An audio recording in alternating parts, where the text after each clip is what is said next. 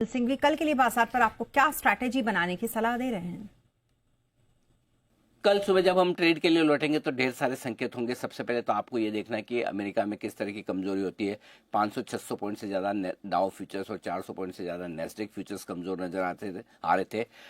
Dollar index 101 के आसपास है। देखते हैं डॉलर इंडेक्स में और मजबूती आती तो वो बाजार के लिए खराब होगी।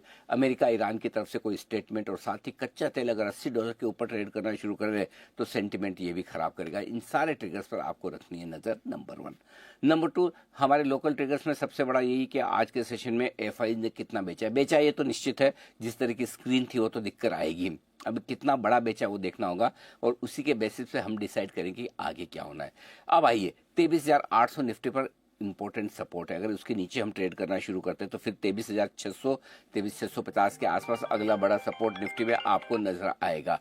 जहां तक सवाल बैंक निफ्टी का है, और बैंक निफ्टी के लिए भी लेवल साफ है। 57,000 के नीचे बंद होना बैंक निफ्टी के लिए काफी खराब है, और ऐसे में अब और यहाँ से नीचे के लेवल बैंक निफ्टी में भी आपको देखने को मिल सकते हैं। अगला सपोर्ट 56,300 की रेंज में आपके लिए निकल कर आता है।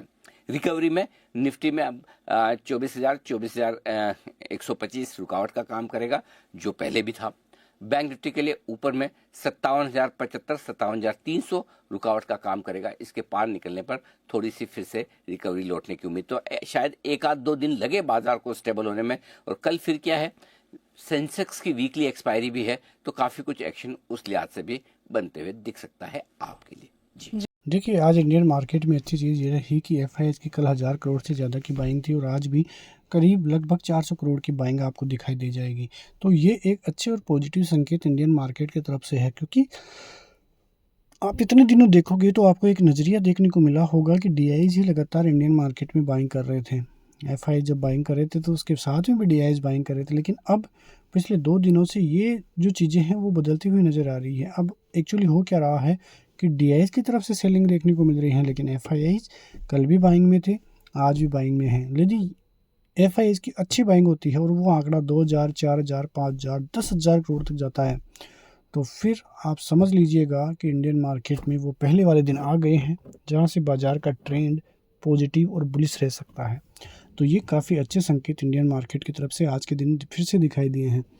कल का दिन भी काफ़ी इंपॉर्टेंट रहेगा, क्योंकि जिस जोन के पास अभी भारतीय बाजार है वो काफ़ी अच्छा जोन है। पहले आप देखे होंगे कि 23,800, 24,200, ये 400 पॉइंट की रेंज भारतीय बाजारों में देखने को मिल रही थी, लेकिन जब से बाजार ने 24,200 की रेंज को ऊपर की तरफ तोड़ा है, बाजार के हमारे टारगेट यही थे कि 600, 623, 680 और 800 तक के लेवल्स इंडियन मार्केट में दिखाई दे सकते हैं, और फिर बाजार की जो रैली है वो कंटिन्यू कर सकती है।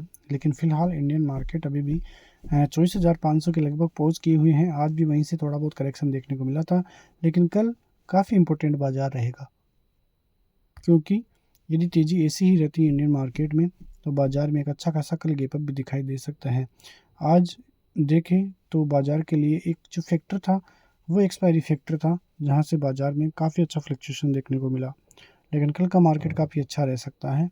नीचे की तरफ सपोर्ट जोन देखें तो 24,200, 250 का एक बड़ा सपोर्ट जोन है। जब तक बाज़ार इसके ऊपर है, कोई बड़ा जो फॉल है वो इंडियन मार्केट में अभी भी देखने को नहीं मिलेगा, लेकिन चीज़ें जो है और बेहतर इंडियन मार्केट की तरफ से होती हुई नज़र आ सकती है। आने वाले दिनों में यदि पॉजिटिव रहती है तो बैंक निफ्टी भी काफ़ी अच्छा काम करता हुआ नज़र आ सकता है, और बाज़ार में फिर 60,000 के लेवल से भी देखने को मिले तो भी कोई बड़ी बात नहीं है। फिलहाल इंडियन मार्केट के लिए चीज़ यही है कि बाज़ारों में अच्छी खासी तेज़ी देखने को मिले, लेकिन एक चीज़ ये ध्यान में रखने की बात है कि बाज़ार के लिए यदि थोड़ी सी भी नेगेटिव न्यूज़ आएगी तो वो इंडियन मार्केट के लिए काफ़ी नेगेटिव साबित हो सकती है, और बाज़ार में बड़ी गिरावट के संकेत फिर दिखाई दे सकते हैं। लेकिन फ़िलहाल तो ऐसे कोई संकेत देखने को नहीं मिल रहे हैं जिसकी वजह से लगे कि बाज़ार में कोई बड़ा संकट का विषय दिखाई दे। फिलहाल इंडियन मार्केट की तरफ से चीज़ें जो हैं काफ़ी बेहतर देखने को मिल रही हैं। क्रूड ऑयल के प्राइसेस भी ठीक ठाक है, 70 के नीचे ही देखने को मिल रहे हैं।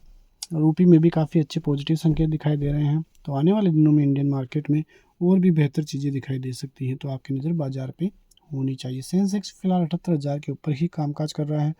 80,000 के लेवल आपको जल्द ही दिखाई देंगे। मिलते हैं नेक्स्ट वीडियो में, तब तक के लिए जय हिंद, वंदे मातरम।